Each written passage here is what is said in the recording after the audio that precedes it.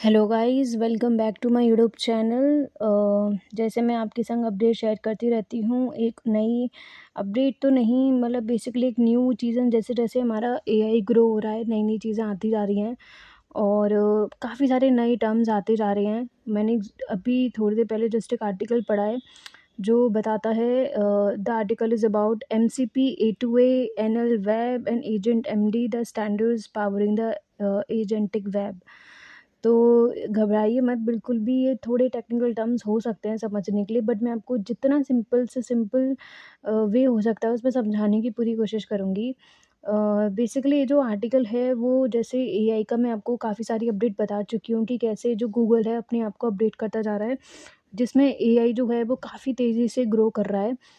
SEO में तो बहुत ही अच्छी तरह, लाइक जेमिनी, चैटजीपीटी, परप्लेक्सिटी, ये सब जो हमारे इंजन्स हैं। और जैसे मैं हमेशा आपको कहती हूँ कि एआई का काम जो है वो ये है कि यूज़र की जो प्रॉब्लम्स हैं उनको रिज़ॉल्व करना, उनके टाइम को कम से कम कंज़्यूम करना और उनको एग्ज़ैक्ट रिज़ल्ट प्रोड्यूस करके देना। पहले हम जैसे वेबसाइट वगैरह बनाते थे तो क्या करते थे कि लंबा-लंबा कंटेंट लिख देते थे। तो यूजुअली आता था वेबसाइट पे, पूरा कंटेंट पढ़ता था, टाइम कंज़्यूम करता था, उसको पसंद आता था तो वो रिविज़िट करता था। लेकिन nobody is interested in reading the long paragraphs. तो वही एआई का मेन मोटो बन चुका है कि मुझे यूज़र को डायरेक्ट से डायरेक्ट अपना जो भी क्वेरी है उसको रिज़ॉल्व करके देना है, ना कि मुझे उसका टाइम स्पेंड करवाना है। तो जैसे MCP, A two A, NL web and agent MD. Agent MD basically थोड़ा डेवलपर्स के लिए है, वो एसईओ के पर्सपेक्टिव से नहीं है। तो हम सिर्फ अभी 3 की बात करेंगे, एमसीपी, ए2ए, एनएल वेब। ये बेसिकली है क्या है, इसको थोड़ा हम देख लेते हैं। तो एमसीपी बेसिकली यहाँ पे दिखा रहा है हमारा the universal adapter. What is it? The model context protocol. It is an open standard for connecting AI applications to external tools, data sources, and workflows. Before MCP, if you wanted your database CRM internal tool accessible to an AI assistant, you had to build a custom integration for each AI platform.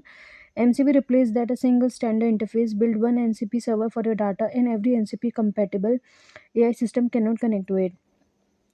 Basically कहने का मतलब ये है कि जो MCP है वो basically क्या करने की कोशिश कर रहा है कि पहले क्या होता था कि जो हमारा एआई एजेंट है, अभी ये प्रोसेसिंग में आया नहीं है, मतलब धीरे-धीरे आने वाला है। तो आप ये मत सोचिए कि अभी से इतना क्या चीज़ आ गई है, इतनी एक टेक्निकल टर्म्स है जो हमारे एसईओ को ख़त्म कर देगा।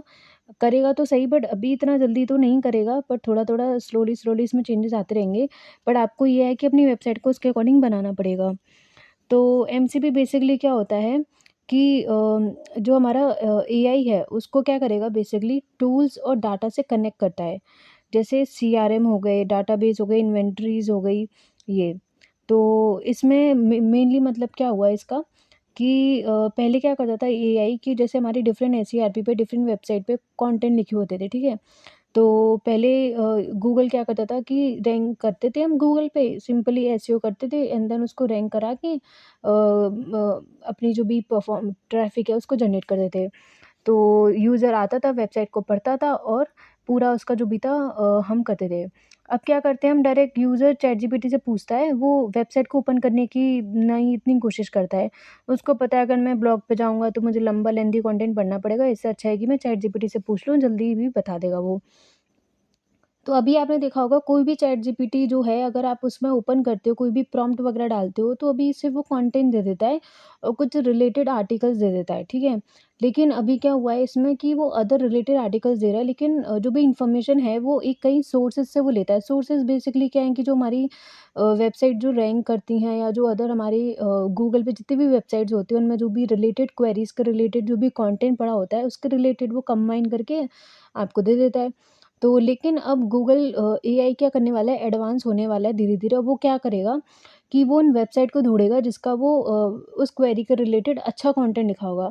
फॉर एग्ज़ाम्पल अभी क्या करता है, 10 वेबसाइट ने अगर एक क्वेरी के रिलेटेड कंटेंट लिखा है, like which is the best digital marketing agency in Delhi. तो 10 वेबसाइट ने अगर डाल रखा है तो कहीं न कहीं उनको ले लेगा और उनके कंबाइन कर-करा के अपना थोड़ा समझ के उनको और आप यूज़र की क्वेरी को मतलब दे देगा। लेकिन आंसर दे देता है यूज़र की क्वेरी का। लेकिन उसमें कभी भी ये नहीं बताता कि वो डाटा सोर्स उसने कहाँ से लिया है, लाइक किस वेबसाइट से लिया गया है। लेकिन आगे जाके क्या करेगा एआई में अब ये एमसीपी कि वो जो एआई है उसको कनेक्ट करेगा टूल से, डाटा सोर्सेस से, कि मतलब हमने ये जो डाटा लिया है वो किस वेब सोर्स मतलब बताएगा कि उसने कहाँ से वो कंटेंट लिया है।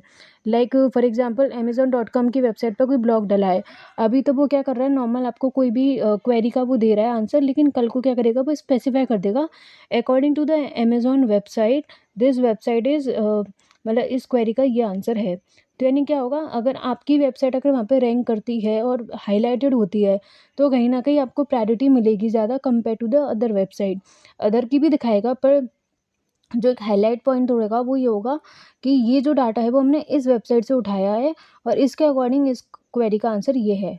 तो इससे कहीं न कहीं तो आपको अपलिफ्टमेंट मिलेगा अगर आपकी वेबसाइट उसमें रैंक करेगी तो।